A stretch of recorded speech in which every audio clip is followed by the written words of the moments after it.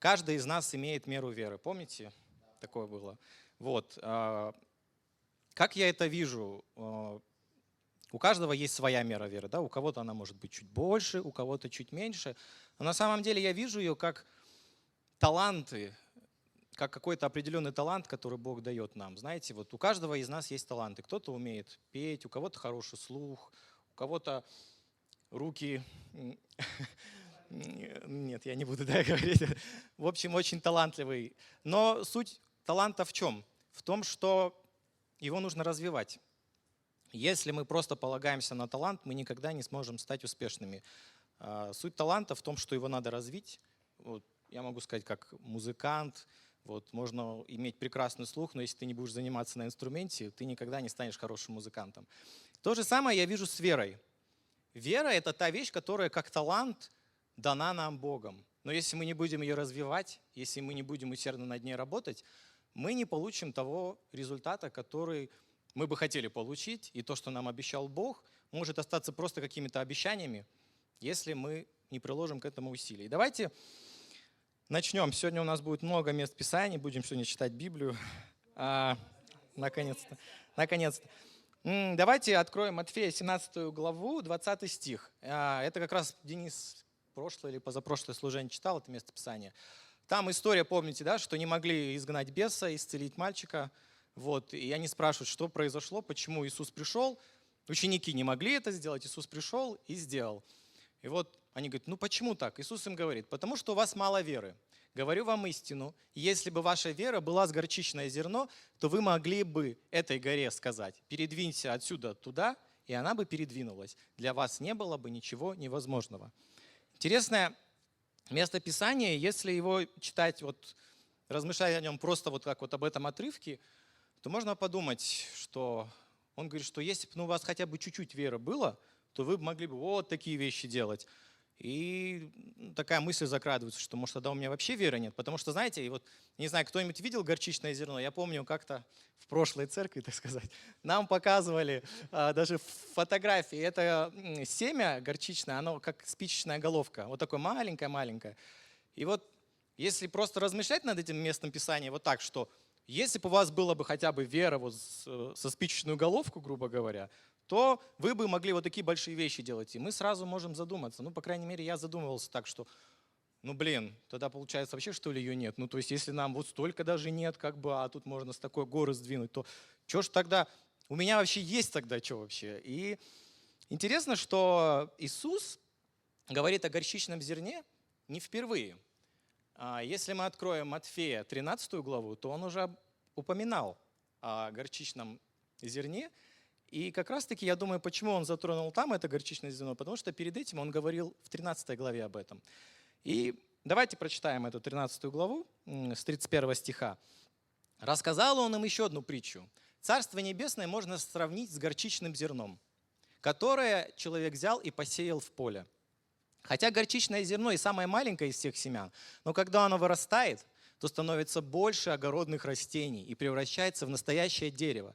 Так что даже птицы небесные прилетают и вьют гнезда в его ветвях». Я думаю, что когда он говорил про веру, в том моменте про горчичное зерно, если мы имели веру с горчичное зерно, он говорил как раз-таки о той мере веры, которую Бог дал нам. И если мы возьмем эту веру, посадим ее в правильную почву, начнем за ней ухаживать, поливать ее, удобрять, то тогда из этой почвы и из этого семени вырастет большое дерево, в котором, он говорит, даже птицы небесные могут вырасти. И суть того, что он говорил, когда они сказали, Господи, умножь в нас веру, почему у нас мало веры? Он говорил им это местописание в том, что возьмите эту маленькую частичку своей веры, которая у каждого из вас есть, и начните над ней трудиться, посейте ее в правильную почву, и начните, знаете, и тогда эта вера вырастет. Она вырастет в большое дерево, она может вырасти еще больше даже, потому что он сказал, что она может вырасти настолько, что вы скажете этой горе, повернись туда и вергнись в море, да, в другом там в синодальном переводе говорится, и всякие разные вещи. Он сказал, ничего невозможного для вас не будет. То есть он не говорит о том, что у вас сразу придет вот такая вера, и вы такие будете просто монстры сразу говорить, и все будет осуществляться. Он говорит о принципе. И это очень важный принцип. в Писании, который в целом, если мы как раз-таки, ну сегодня мы не будем это затрагивать, но если мы возьмем притчу притчи, да, в которой говорится о семени, там в принципе как раз-таки история того, как нам правильно работать с нашей верой и с семенем, и с обетованием, которое Бог нам дает. Но сегодня я бы хотел затронуть некоторые другие моменты. И первое, вот мы знаем, как это все работает, но в итоге у каждого из нас это есть вера, но почему она не работает у нас? Вот у меня, я могу сказать, я пока еще не научился двигать горы и всякие невозможные вещи творить. Но знаете, я понял одну вещь. Вот, все начинается с желания. В первую очередь все начинается с того вообще, насколько мы чего-то хотим в нашей жизни. И вот, допустим, задумались вы, что если возьмем нашу церковь, вот, допустим, да, у нас, слава Богу, все замечательные люди, но вот большая часть людей, каждое служение, я вижу, с какой радостью люди идут в церковь, люди поклоняются Богу, люди молятся, люди ищут, люди берут посты. Ну, допустим, есть определенная категория людей, которых вот их не затащишь в церковь, их надо просто там вызванивать, их надо просить, их надо там уговаривать, вот, запугивать, еще что-то надо. Интересно, почему у одних есть это желание, а у других этого желания нету? Вот я могу сказать такой пример. Вот, допустим, я скажу вам, ребятки, давайте Бог хочет, чтобы мы еще больше Его искали, давайте мы на месяц откажемся от всех соцсетей, выключим все телевизоры, перестанем смотреть все сериалы, будем утром рано вставать, спать, я не знаю, на несколько часов меньше, будем Бога искать, будем что-то делать. Вот просто пожертвуем вообще всеми своими как бы хобби, какими-то вещами на месяц прям вот просто. И Бог, я верю, Бог нам воздаст за это. Вот я не знаю, сколько бы желающих вот, добровольно, слава Богу. У нас, конечно, лучшая церковь, но пока я вижу 3-4 руки. А если я вам скажу, что каждому, кто месяц продержится, мы благословим $1000. Будет желающие? А если $10 000? Как смело, я смотрю сразу это желание. Вот почему в этом случае желающих стало намного больше? Мотивация. Мотивация очень важная штука. И мотивация в чем заключается? Мотивация заключается в том, что вознаграждение, которое мы получим за нашу жертву, оно ощутимое. Если еще Денис так выйдет, вот так помашет вот здесь купюрами, скажет, вот таких купюр на всех хватит просто, если это сделаем. Мотивация еще вырастет больше, понимаете? Потому что мы увидим, что настрой серьезный, что вполне реально, мне всего лишь надо месяц потерпеть, и тогда придет результат, вот оно, вознаграждение, воздаяние придет. Мотивация вырастает, потому что мы это можем увидеть, мы это можем почувствовать, может быть, пощупать в смысле, да, мы можем это. И тогда мы готовы жертвовать. Но что происходит, когда в первом случае я сказал, что Бог нам воздаст? Это очень такое слово. Как вы думаете, Бог может вас благословить $1000? А 10 тысячами долларов может? Не через Дениса, а через просто. Но почему-то мотивации у нас все равно меньше, согласитесь? Потому что мы не до конца этого видим. Мы не до конца, то есть то, что вот эти деньги, эти слова, когда это говорит живой человек, мы можем это услышать, увидеть, и мы на это опираемся. Но в чем суть нашей мотивации, суть нашей веры, когда начнет она работать, и когда мы начнем прогрессировать и расти в вере, когда мы будем на Слово Божие опираться точно так же, как если бы здесь вот какой-то человек махал деньгами и сказал бы, что вот я вас благословлю. Понимаете? Суть в том, что пока мы не увидим, что Божьи обетования для нас реальны, мы не сможем их получить в своей жизни. Потому что есть одна такая проблема в том, что мы знаем Божьи обетования, и мы в них верим. И вот сегодня я бы хотел, чтобы мы разобрали вот этот момент между знанием и верой.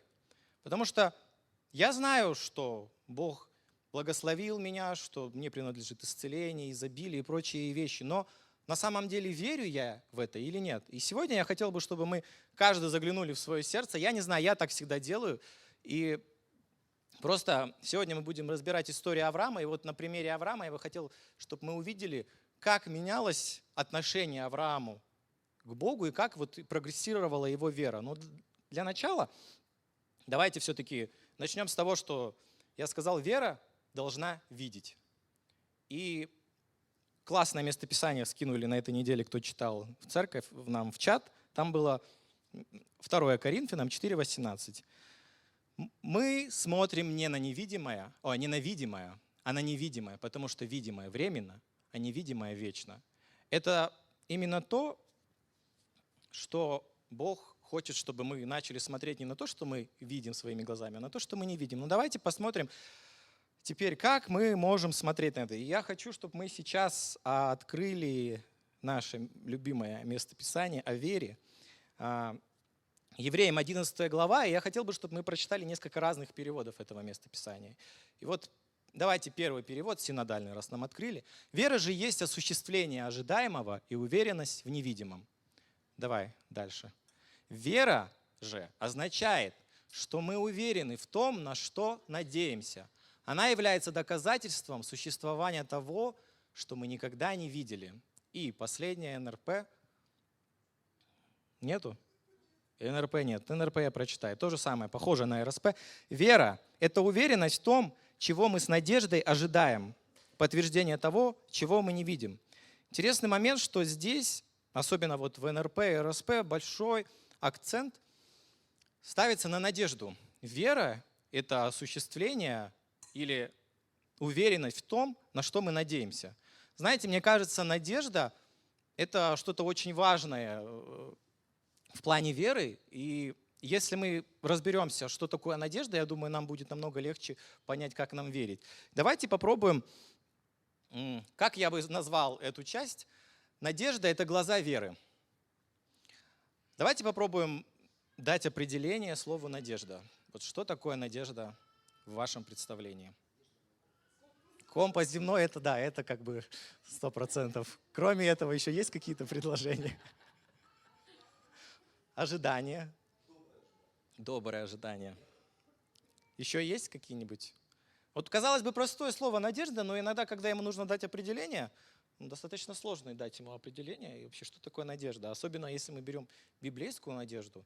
Давайте попробуем разобраться в том, что такое надежда, другим способом. Давайте разберемся с такого подхода, что если мы на кого-то надеемся, что происходит с нами и что мы вообще начинаем делать, когда мы на кого-то надеемся. Вот давайте, допустим, к примеру, давайте возьмем пример, вот у меня произошла какая-то ситуация, может быть какая-то трудность, и, допустим, мне Денис говорит: приезжай ко мне, и я благословлю тебя, там вот у меня проблемы с финансами, говорит, я благословлю тебя вот такой суммой, приезжай ко мне, там, я не знаю, через несколько дней, и я тебя смогу благословить этой суммой. Что происходит, если я начинаю надеяться на слова Дениса? Первое, вообще с чего начинается? Буду ли я на него надеяться или не буду? Будет зависеть от того, считаю ли я этого человека надежным, авторитетным, я бы сказал. Потому что я буду сперва рассматривать, отвечает ли он за свои слова или нет, подводил он меня до этого или не подводил, верный это он или неверный. И вообще, на самом деле, есть ли у него та сумма, которая мне нужна или нет? Могу ли я положиться? То есть, что происходит первое? Чтобы мне начать надеяться, я должен признать его авторитет и увидеть как бы подтверждение того, что он может дать мне то, в чем я нуждаюсь. После этого начинает работать надежда. Это первая важная вещь, без которой как бы надежда, я верю, она не сможет просто, мы не сможем надеяться по-настоящему. После этого начинается как раз-таки что? Мы начинаем ожидать от человека, да, мы начинаем ожидать, что это придет к нам. То есть он пообещал, что через 2 дня приезжай, и я дам тебе денег. То есть я ожидаю этого. После этого что я делаю? Я, возможно, скорее всего, я ему доверяю, и я начинаю успокаиваться, потому что я полагаюсь на него. Я полагаюсь, что все, мне не нужно бегать, искать деньги, мне не нужно ничего делать, потому что я знаю, что этот человек надежный, я в нем уверен, он пообещал, и все, что мне нужно, это просто терпеливо переждать и сделать то, что он просил. В случае приехать, да, как бы он попросил приехать, я приезжаю, и он дает. Все, это все, что мне нужно. Но Я верю, что вот именно вот эти вещи, наша надежда, она как раз-таки и определяет то, насколько сильно будет работать наша вера. И давайте сейчас я бы хотел, чтобы мы на примере Авраама, который является отцом нашей веры, да, который дети, мы все дети Авраама, и человек, который просто скала, скажем так, веры, о котором пишут просто, что это человек непоколебимый. Давайте просто прочитаем сейчас его историю, и вместе с ним проследим, как зарождалась его вера и вообще как прогрессировала и что происходило с ним. Давайте начнем с Бытия 12 главы. Вот Бог приходит к Аврааму, 1 стих. Давайте. «Господь сказал Аврааму: оставь свою страну, свой народ, отцовский дом и иди в землю, которую я тебе укажу. Я произведу от тебя великий народ и благословлю тебя. Я возвеличу твое имя, и ты будешь благословением. Я благословлю тех, кто благословляет тебя, и прокляну того, кто проклинает тебя. Через тебя получат благословение все народы на земле». Крутое обетование. Вообще просто нереально крутое обетование.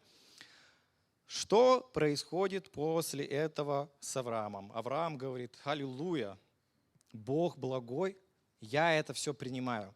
Я это все принимаю, Бог хочет меня благословить, Бог хочет сделать меня отцом многих народов. Он это все принял. И давайте просто вот сейчас, потом происходят какие-то определенные события в его жизни, что-то происходит. И давайте просто теперь переключимся быстро и к следующему моменту, когда Бог снова пришел к нему и снова начинает с ним разговаривать. Давайте откроем Бытие теперь 15 главу с 1 стиха. Вот. Произошли определенные события, мы их сейчас опустим, но после этого Господь обратился к Аврааму в видении. «Не бойся, Авраам, я твой щит, награда твоя будет весьма велика». Но Авраам сказал: «О, владыка Господь, что ты можешь мне дать, если я остаюсь бездетным? И мое имущество унаследует Элиезер из Дамаска». Авраам добавил: «Ты не дал мне детей, и слуга моего дома станет моим наследником». Смотрите, Бог дал суперкрутое обетование Аврааму. Он такой говорит: аллилуйя, аминь. Знаете, вот я прям чувствую вот в этом моменте себя сыном Авраама просто. Мы такие принимаем, Бог нам что-то говорит, мы такие принимаем это все, говорим: слава Богу, классно. Вот. Потом проходит какое-то время, и мы такие: я вижу, ты ничего не сделал. Я вижу, что ничего не работает. И наследник, ну вот слуга моим наследником станет. Ты пообещал мне. То есть Бог ему приходит и говорит: слушай, опять ему начинает говорить эти обетования в его жизни. Он говорит: нет, Бог, подожди. Я вижу, что ничего из этого не сработало, ничего не произошло. То есть просто где сын? Где сын просто, понимаете? Это, не знаю, как вы, но я здесь себя очень хорошо вижу. Когда мы принимаем какое-то обетование от Бога, мы такие на служении, там, аллилуйя, все, Бог благ. Потом через неделю ты такой: что-то я не вижу, Бог где? Давайте прочтем дальше. Что сказал Бог ему дальше? В ответ было ему слово от Господа: «Он не станет твоим наследником. От семени твоего будет тебе наследник». Он вывел его наружу и сказал: «Взгляни на небеса и сосчитай звезды, если можешь их сосчитать». И сказал ему: «Таким будет твое потомство». Авраам поверил Господу, и это вменилось ему в праведность. Заметьте, это первый момент, когда говорится, что Авраам поверил Господу. Но что сделал Бог? Когда Авраам говорит: «Я вижу, вокруг меня ничего не поменялось. Ты пришел, сказал, я эти слова послушал, запомнил, но ничего не произошло». И после этого момента Бог приходит ему, и он что делает? По факту Бог берет и взгляд Авраама переводит с земли на небеса. Он говорит: посмотри туда, посмотри на небо, посмотри, попробуй сосчитать эти все звезды. Вот таким будет твое наследство. Когда Авраам увидел это, я думаю, в этот момент его воображение наверняка разыгралось, и он начал понимать, что это что-то большое, это что-то огромное. И после того, как Авраам увидел небеса, он увидел эти звезды, там написано: он поверил Господу. И это вменилось ему в праведность. То есть, что происходит? Сперва Авраам услышал, но никак этого не увидел. Он никак это не принял. И прошло какое-то время, прошли какие-то события, и первое же, что он выпаливает перед Богом, это говорит, что я вижу, что это все не работает. Бог берет терпеливо и говорит: посмотри на небо, посмотри на звезды, он пытается донести до Авраама, чтобы его внутренняя вера начала видеть, чтобы эти глаза, вера, эта надежда появилась в его сердце. И судя по тому, что мы дальше написано, Авраам это принял, Авраам это увидел. Он увидел эти звезды и понял, что это реально. Давайте почитаем дальше. Дальше происходит интересная ситуация. Бытие, 16 глава, с 1 стиха. Сара, жена Авраама, не рожала ему детей. У нее была служанка из Египта по имени Агарь. Сара сказала Аврааму: «Господь не дал мне детей. Иди и ляг со служанкой, и, может быть, через нее у меня будут дети». Авраам согласился с Сарой. Интересный момент, когда мы начинаем верить, когда мы начинаем смотреть на Божье обетование, и они начинают становиться для нас реальными, обязательно произойдут какие-то ситуации или придут какие-то люди, которые скажут: ничего не работает. Пришла его жена и сказала: Бог не дал мне детей, ничего нету, ничего не происходит. Давай сделаем по-другому, поступим. Авраам, написано, согласился с Сарой. Когда она сказала: Бог не дал мне детей, Авраам в этот момент согласился с ней. Что происходит?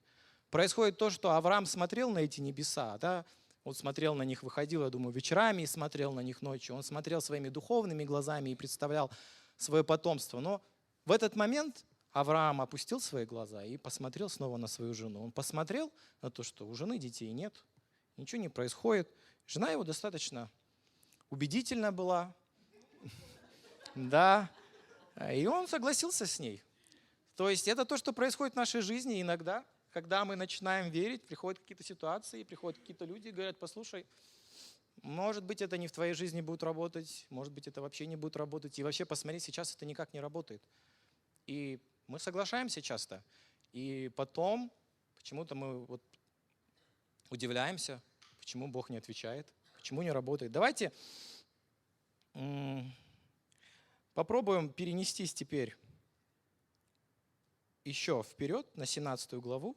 И смотрите, тут мы переносимся уже достаточно большой длинный срок. Когда Аврааму было 99 лет, нормально так прошло времени, Господь явился ему, сказал: «Я Бог всемогущий, ходи передо мной и будь непорочен. Я заключу мой завет между мной и тобой и дам тебе многочисленное потомство». Авраам пал ниц и Бог сказал ему: «С моей стороны вот мой завет. С тобой ты будешь отцом многих народов. Ты больше не будешь называться Авраамом, твое имя будет Авраам, потому что я сделал тебя отцом множества народов. Я сделаю тебя очень плодовитым. От тебя произведу народы, и от тебя произойдут цари. Я заключу завет мой между мной и тобой, потомками твоими в грядущих поколениях, как вечный завет. Я буду твоим Богом и Богом твоих потомков. Всю землю Ханаана, где ты сейчас пришелец, я отдам во вечное владение твоим потомкам и буду твоим Богом». И дальше там. Еще Бог сказал Аврааму: «Что касается Сары, жены твоей, ты больше не будешь называть ее Сарой. Имя ее будет Сара», видимо так, да? «Я благословлю ее и дам тебе сына от нее. Благословлю ее так, что она станет матерью народов, и цари народов произойдут от нее». Авраам пал ниц, рассмеялся и подумал: родится сын у человека, которому 100 лет. Родит ли ребенка Сара, которой уже 90? И сказал он Богу: хотя бы Измаил был бы жив и благословлен тобой. Потрясающе, да? Прогресс веры прямо на лицо. Спустя, я не знаю, сколько лет примерно, как вы думаете, прошло? Я не знаю, 20, я не знаю, 30 лет прошло. Отличный прогресс веры. Бог приходит и снова ему говорит какие-то обетования, и он такой говорит: мне уже вообще-то 100 практически лет, и жене моей много лет, и ты сейчас серьезно или что? То есть, понимаете, это Авраам рассмеялся. То есть он просто посмеялся над тем, что Бог ему говорит. То есть это настолько было нереально для него, он настолько перестал это видеть и в это верить в этот момент, что он начал смеяться. Типа: Бог, ты серьезно? Серьезно, что Сейчас? То есть ты мне 20 лет назад не дал потомка, ты сейчас хочешь? Это смешно ему стало. И он говорит, да ты хотя бы вот Измаила благослови, пожалуйста, как бы, вот и хватит, я уже большего от тебя как бы не прошу. Тут как бы я уже сам тут некоторые вещи постарался, сделал, вот. Ты хотя бы и вот это благослови, как бы, да. Вот я не знаю, есть ли у кого-то вопросы вот после вот этого, почему столько лет не было у Авраама детей? Если кто-то задавался этим вопросом, мне кажется, очень хороший ответ, почему как бы Авраам столько лет не получал. Кто-то может думать, что Бог его проверял и испытывал. Иногда мы думаем, что времена должны пройти какие-то. Знаете, иногда, что касается нашей личной жизни, времена и сроки, мы всегда говорим у Бога, но времена и сроки у Бога в том смысле, что Он ждет, когда мы достигнем определенного состояния нашей веры и нашего духовного состояния. А вот когда это состояние придет, оно зависит от нас. И вот прошло 20 или 30 лет, но состояние, которого Бог ожидал от Авраама, до сих пор не пришло в его жизнь. И можно было сказать, что давайте пообижаемся, давай пообижаемся на Бога, давай как-то расстроимся. Я столько времени ждал, я столько вот терпел, 20, я не знаю, лет или сколько-то. И это все не происходило. Но Бог говорит, послушай, тут я ни при чем. Суть в том, что я ждал от тебя, что ты начнешь верить. Я ждал от тебя, что ты начнешь надеяться, и ты начнешь видеть то, что я пообещал тебе. Но ты продолжил смотреть на то, что ты видишь своими глазами. Понимаете? И это очень показательно для каждого из нас, когда мы начинаем о чем-то ревновать, и проходит какое-то длительное время, я не знаю, я в этом плане, прежде чем как начинать плакать и страдать от того, что почему это не приходит в мою жизнь, я всегда начинаю проверять, на самом деле я верю ли, на самом деле я полагаюсь и надеюсь, или я просто уже, это все на уровне моих знаний осталось, и я просто смотрю на самом деле на видимые вещи. То, что говорил Авраам вот в кризисный момент, это для него такой достаточно, Бог явился к нему, написано, он пал ниц. И то, что он это выпарил, и то, что он начал смеяться, это как раз-таки очень хорошо демонстрировало то, во что он верил. Вот знаете, это как бы говорит о том, что иногда наши стрессовые ситуации очень полезны, потому что именно во стрессовых ситуациях мы начинаем делать и говорить то, в что на самом деле, во что на самом деле мы верим. Это очень важный момент. Давайте продолжим, дочитаем все-таки до конца это местописание. Бог сказал: именно твоя жена Сара родит тебе сына, и ты назовешь его Исаак. Я заключу мой завет с ним, как вечный завет с его потомком после него. Вот. Что продолжает Бог делать? Спустя много лет в очередной раз Бог приходит, и что Он делает? Он снова пытается переместить взгляд Авраама с каких-то физических вещей на то, что он ему обещал. Да? То есть он ему показывал небо, он ему показывал какие-то вещи. И тут он говорит: слушай, давай пойдем теперь с другой стороны попробуем зайти. Если с небом не совсем помогло, давай попробуем с другой. Теперь ты не Авраам. Да? Авраам, кто знает, да, что значит? Отец, там какой-то отец, да, переводится. Я не помню. В общем, но это не так важно. Там переводится какой-то отец Авраам, в общем. А Авраам переводится как отец многих народов, множество народов. Что делает Бог? Бог говорит: ну если ты не хочешь смотреть на небеса, то давай зайдем с другой стороны. Теперь каждый раз, когда ты будешь приходить кому-то в гости, с кем-то здороваться, ты будешь представляться и говорить: здравствуйте, как вас зовут? Меня зовут Петя, а меня зовут отец множества народов. Понимаете? То есть Бог меняет его имя, чтобы даже когда он слышал и говорил свое имя, он понимал реальность Божьего обетования. Понимаете? Бог делает все, чтобы по факту перевести взгляд Авраама на то обетование, которому он ему пообещал. Понимаете? Да, народу, наверное, было весело, когда то есть бездетный мужик столетний ходит и говорит: здравствуйте, у меня наследников у него пока нет, но я отец множества народов. Это было забавно, это, может быть, было ему не стыдно, я не знаю. Но на самом деле Бог просто не сдается и снова говорит ему вот эти вещи. Он помогает ему поднять свой взор с того, что он видит, и посмотреть снова на небеса, посмотреть снова на его обетование. И даже, чтобы он, когда слышал свое имя, он слышал Божье обетование, понимаете? И, как мы видим, это сработало.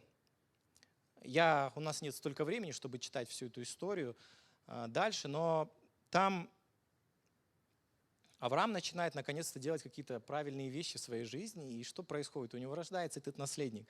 У него рождается этот наследник, и давайте просто, чтобы обобщить, мы прочитаем, что о Аврааме написано в 4 главе послания к римлянам, 17 стиха.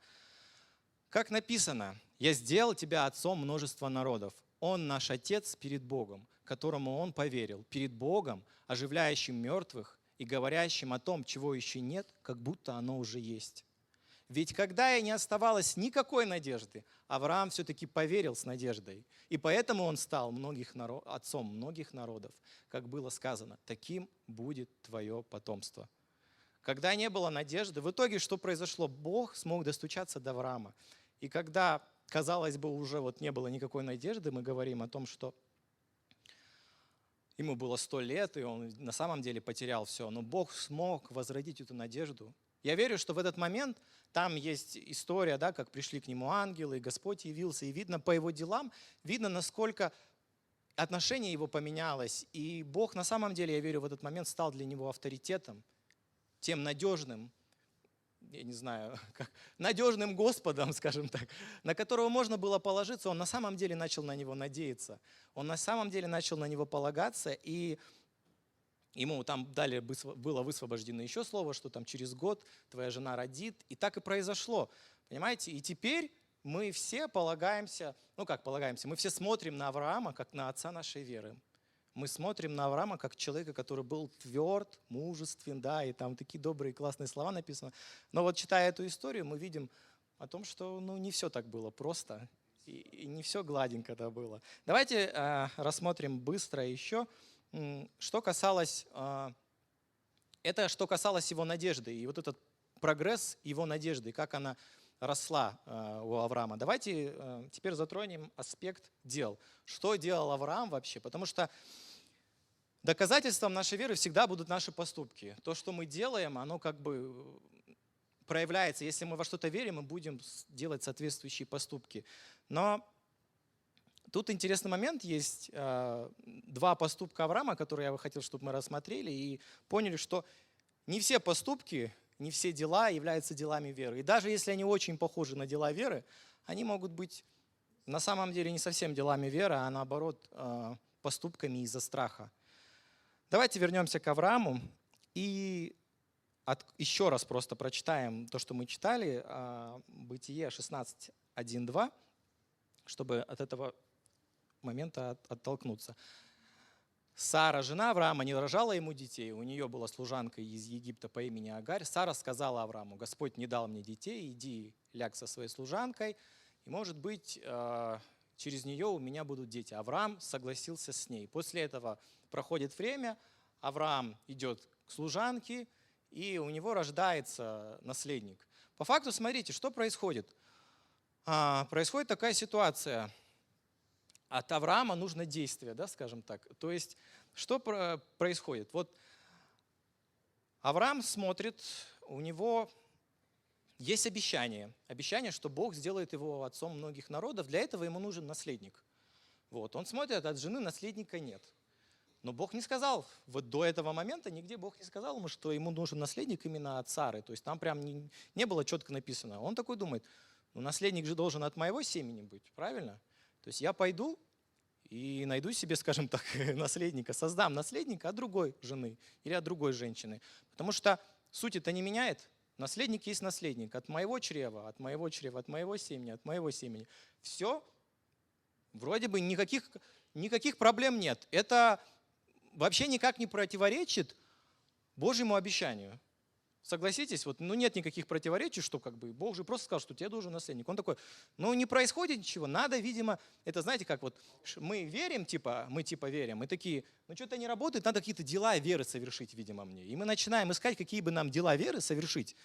И Авраам такой тоже думает, ему жена мудрая подсказала, какое дело веры ему надо совершить, чтобы наследник уже наконец пришел.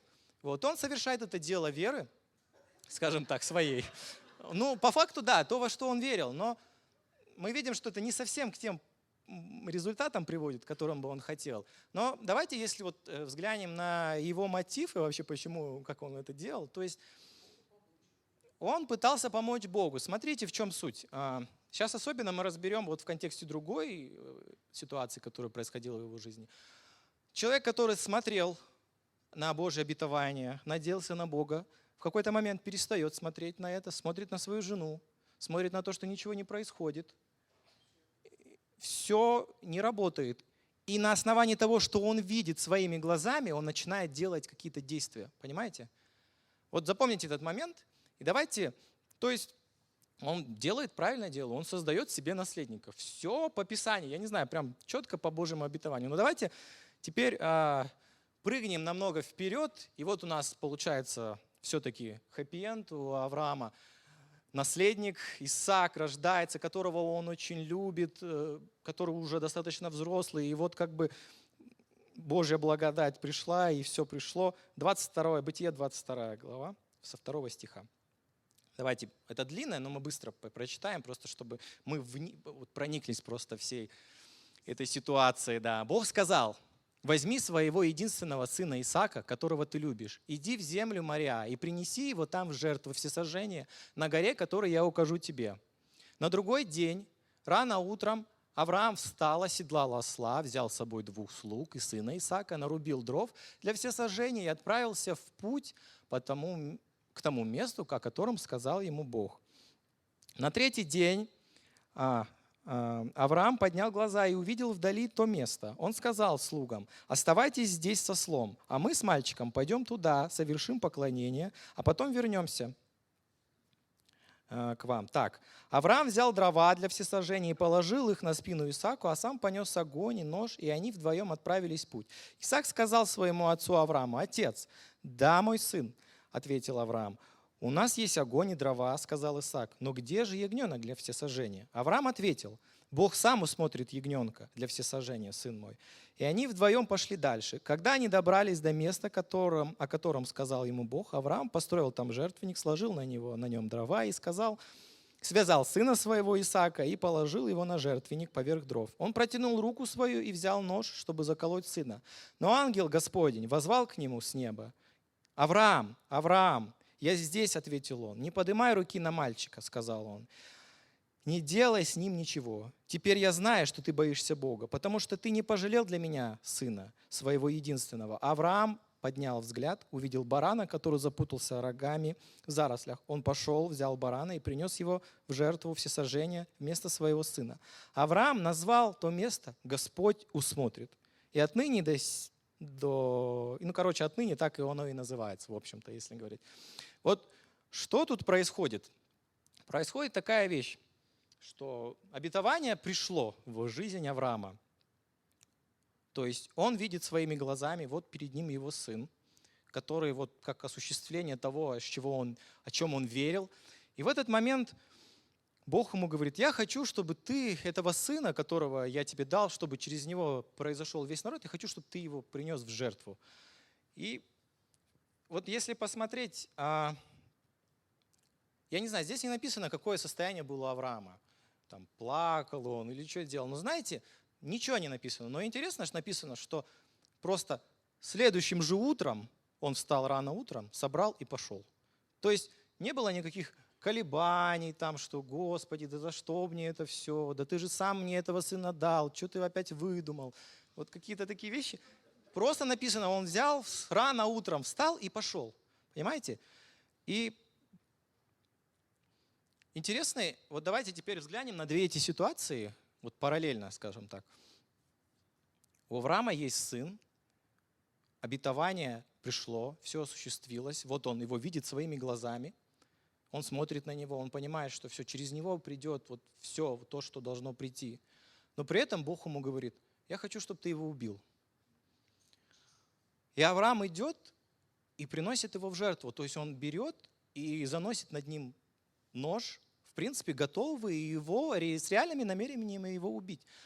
Но на самом деле, если мы посмотрим на эту историю, то одна история действия страха, а другое действие абсолютной веры. Знаете почему? Потому что когда перед ним уже в одной ситуации, когда у него было обетование, на которое он должен смотреть был своими духовными глазами, и ситуация, в которой ничего не происходило и никак, он смотрел на ситуацию, и в соответствии с этой ситуацией он делал дела. потому что и не было этого наследника, и он пошел делать этого наследника.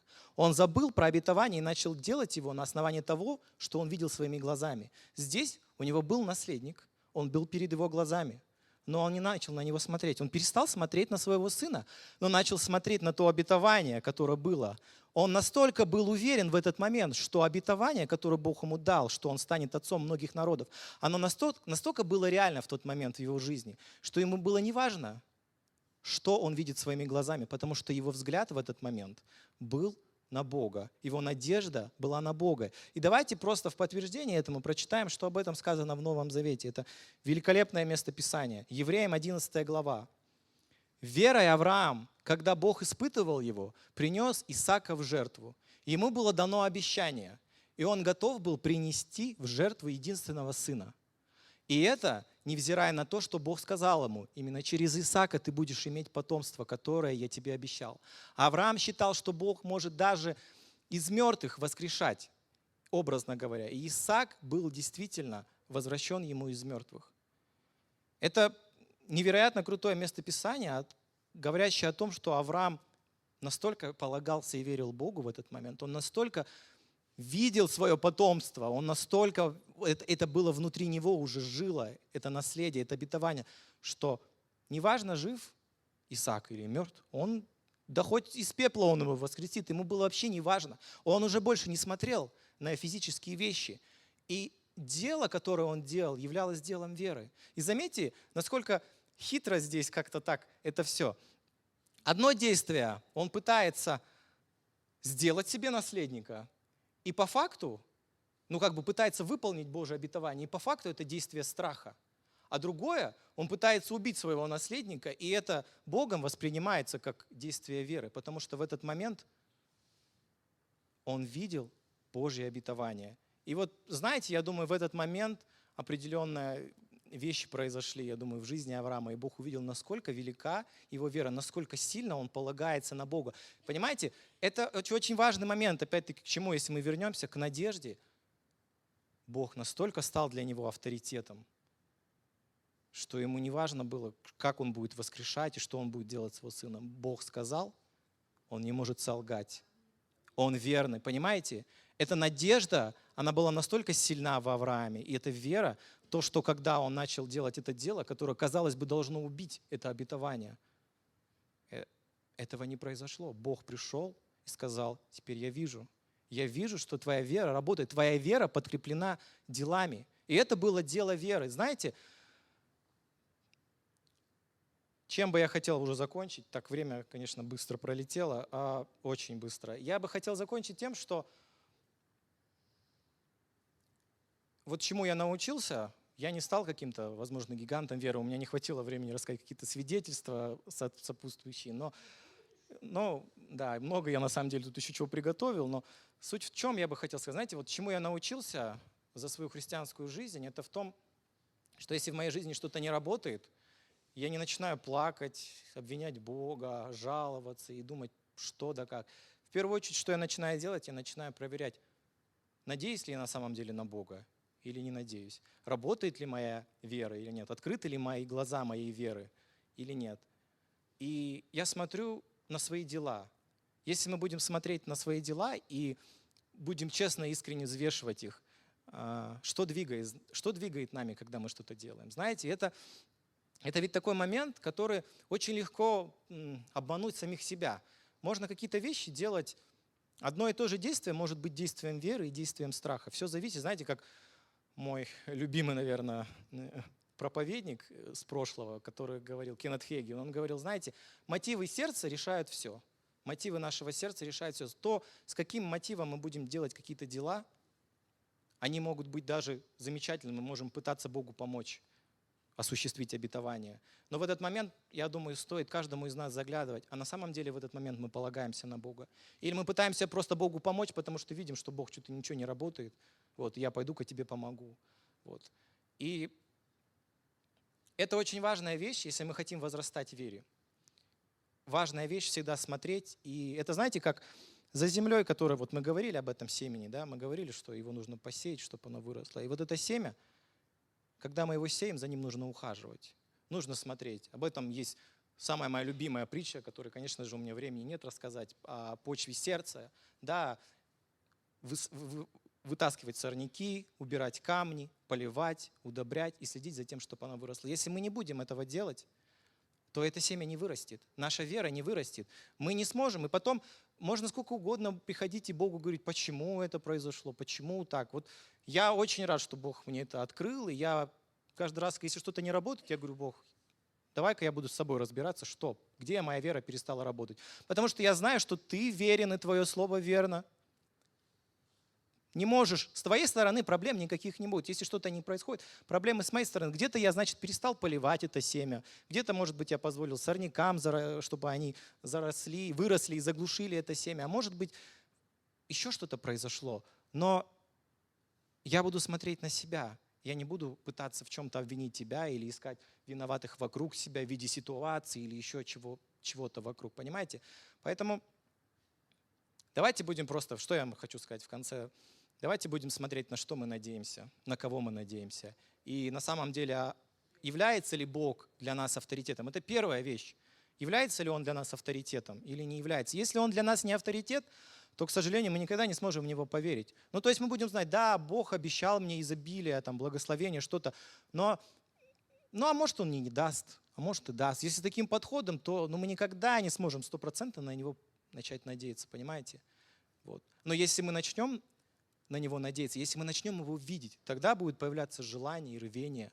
Тогда мы начнем чем-то жертвовать, тогда мы начнем, как люди, которые понимают потенциал. Понимаете, когда, я не знаю, ну не все, может быть, сажали, но, допустим, у меня в огород был дома в детстве. Там.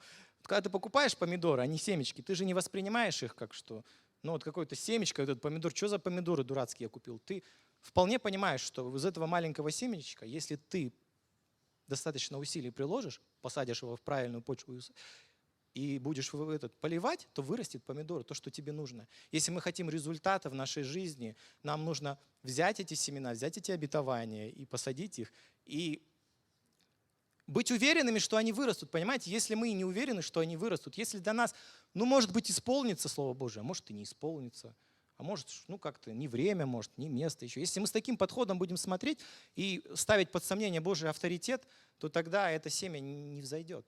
Но если мы делаем авторитетом Бога, если мы надеемся на Него и полагаемся в правильной Божьей надежде всем сердцем, и если мы делаем дела в соответствии с этим, результат придет. Иисус сказал, Он не может лгать. Он сказал, нет ничего невозможного для вас. Аминь.